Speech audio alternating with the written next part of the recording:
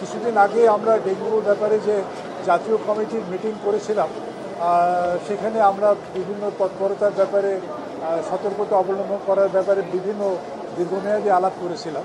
আলাপে immediate short term, mid term এবং long term বিভিন্ন কর্মপন্থাগুলোর ব্যাপারে আমরা আলাপ করেছিলাম। সেখানে আমাদের একটা টার্গেট ছিল যে আমাদের চেষ্টা হবে যেন একটাও মৃত্যু না ঘটে, কিন্তু আমাদের যে কোনো কারণেই হোক, বৃষ্টির কারণে, অতিবৃষ্টির কারণে, বন্যা পরবর্তী হওয়ার কারণে দেখা যাচ্ছে যে সাউথ চিটাগং, কক্সবাজার, ঢাকা সিটি আগের থেকেই ছিল প্রবল, তারপরে খুলনা, যশোর এইসব অঞ্চলে দেখা যাচ্ছে যে মৃত্যু ঘটছে। সেই সব কারণে আমরা আজকে আবার একটা এমার্জেন্সি মিটিং করেছি আমাদের মন্ত্রণালয়। আমি বিশ্বাস করি যে সেটার একটা প্রেস ব্রিফিং মন্ত্রণালয় থেকে আমার যে পিআরও আছেন উনি এটা করে দেবেন। আর আজকে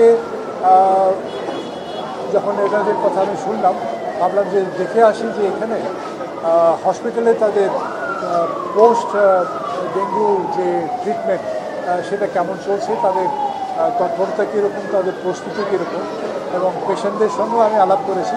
তারা প্রত্যেকেই স্যাটিসফাইড, সন্তুষ্ট যে তারা খুব ভালো ট্রিটমেন্ট পাচ্ছে, ভালো বিহেভিয়ার পাচ্ছেন, কারোর মধ্যে কোনো স্ট্রেস বা প্রেশার নেই, ওরা খুব ভালোভাবেই তারা এটাকে দিচ্ছে। আর একটা বিষয় যেটা ডাক্তারদের বিষয়, আমাদের সাধারণ মানুষের জন্য অতটা বোধগম্য নয়, যে ডেঙ্গু পেশেন্ট হিসাবে আসছেন বটে, কিন্তু ডেঙ্গুর সঙ্গে আরও অন্যান্য রোগের কমপ্লিকেশন আছে।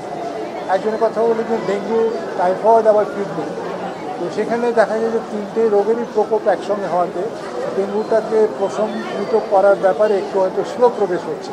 ওনাকে ট্রিটমেন্ট করতে হচ্ছে কিডনি, ট্রিটমেন্ট করতে হচ্ছে টাইফয়েড, তারপরে ওনার ট্রিটমেন্ট হচ্ছে ডেঙ্গু। আর মৃত্যু অনেক সময় নট নেসেসারিলি যে শুধু ডেঙ্গু একমাত্র সোল গ্রাউন্ড বা কল, সেখানে দেখা যায় যে অন্য আনুষঙ্গিক রোগের কারণেও হয়, যেটা আমরা পেপারে দেখেছি। যশোর এগিয়েতে চিটাগং হসপিটালে পেশেন্ট যারা এসেছেন তারা প্রত্যেকেরই এই আদার কমপ্লিকেশন ছিল। তারপরেও আমরা এটাকে ডেঙ্গু হিসাবেই ধরে নিচ্ছি, যাতে আমাদের তরফে কোনো ধরনের কর্মতৎপরতা যেন শৈথিল্য না আসে। আর আবার যেটা রিপিট করছি যে আমাদের মন্ত্রণালয়ে আজকে আমরা এমার্জেন্সি মিটিং করেছি ন্যাশনাল কমিটির যারা ঢাকা শহরের আশেপাশে আছেন তাদেরকে নিয়ে, আর সমস্ত পৌরসভা আর সিটি কর্পোরেশন অনলাইনে আমরা তাদের সঙ্গে আলাপ আলোচনা করেছি, বিভিন্ন জায়গা থেকে তাদের বর্তমান অবস্থা দেখেছি। সুতরাং আমাদের প্রস্তুতি, প্রিভেনশনের যে প্রস্তুতি, সেটা আমরা আরও জোরদার করছি।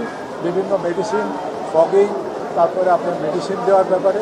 আর যখনই একজন রোগী ধরা পড়েন সেই এলাকাতে গিয়ে আবার নতুন করে আপনার কিছু প্রিভেন্টিভ মেজার নেওয়া হয় যাতে এটা আরও না ছড়ায়, সেগুলোর ব্যাপারেও আমরা সতর্কতা অবলম্বন করছি এবং ব্যবস্থা নেওয়া হচ্ছে। আশা করি এটা খুব শীঘ্রই কমে আসবে। তারপরেও আমাদের কোনো ধরনের যাতে কমপ্লাসেন্সি না থাকে।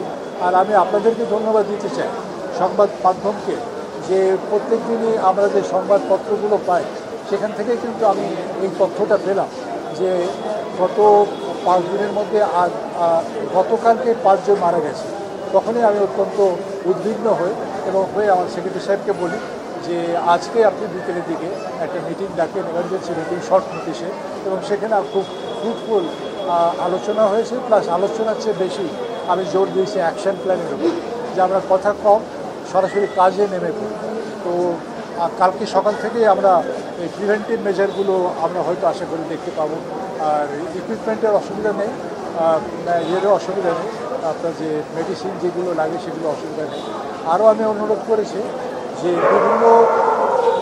বিভিন্ন কর্পোরেট বডি, তাদেরও তো একটা কথা আপনারা শুনেছেন যে CSR, কর্পোরেট সোশ্যাল রেসপন্সিবিলিটি, তো ওনারা ত্রাণে প্রচুর টাকা দিয়েছেন। অনেকের কাছে কিছু কিছু মেডিসিন আছে, পানিতে দিলে যেটা পানিটা পরিষ্কার হয়ে যায়, লার্ভা মরে যায়। তো আমরাও বলেছি যে সেগুলিকে তাদেরকে বলা হোক, রিকোয়েস্ট করা হোক যে এগুলো তোমরা ফ্রি ডিস্ট্রিবিউট করো। আমাদেরকে কিনতে গেলে আবার বাজেট দিতে হবে, করতে হবে, যে ঠিক আছে তোমাদের সামাজিক যে দায়িত্ববোধ সেখান থেকে তোমরা এই মেডিসিনগুলো ফ্রি দাও। তোমাদের মাধ্যমে আমি সেই কর্পোরেট বডিগুলিকেও রিকোয়েস্ট জানাচ্ছি তারা যেন এটাকেও একটা ত্রাণের সামগ্রী হিসাবে এই কোভিড ডেঙ্গু মোকাবেলা করার জন্য যে মেডিসিন তাদের কাছে আছে সেগুলো যেন তারা ফ্রিলি ডিস্ট্রিবিউট করে। এই বলে আমি তোমাদেরকে আবার ধন্যবাদ জানাচ্ছি যে তোমাদের সংবাদের ভিত্তিতে আমরা হলাম, মানে সতর্ক হলাম এবং কাজ করে যাচ্ছি। এবং তোমাদের কাছে আবেদন থাকবে যে দেশের মানে আনাচে কানাচে যেখানে যে কোনো ধরনের রোগ বালাই হলে সেটা তোমাদের পেপারে আসলে আমি বিশ্বাস করি যে সমন্বিতভাবে আমরা সেই চেষ্টা করতে পারবো।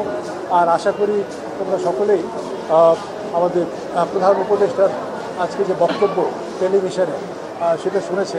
তো আমরা সবাই মিলে সেই নতুন বাংলাদেশ গড়ার কাজে এগিয়ে যাই। আচ্ছা, থ্যাংক ইউ।